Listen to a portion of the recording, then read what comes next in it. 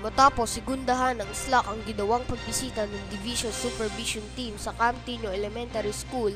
na kung saan binigyang pansin ang naging resulta ng spot test, mga magulang naman ang pinuntirya ng pamunuan ng nasabing paaralan upang hingin sa mga ito ang tulong na siyang magbibigay aksyon sa mga suwestyong inilatag ng Division Supervision Team sa ikaangat pa ng paaralan.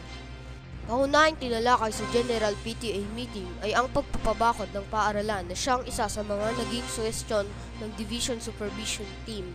Sa pangunguna ni GPTA President Leonilio Camillo, napagpasyahan ang pagkakaroon ng popularity contest upang dito manggaling ang salaping gugugulit sa pagpapabakod ng paaralan. Naka-flash ngayon sa inyong mga TV screen ang isa na nakita ng Division Supervision Team na kailangang mapabakuran dahil na rin sa unti-unting pagsakop ng ilang kabahayan sa lupang pagmamay-ari ng paaralan at ng maaaring nakaambang insidente ng pagnanakaw.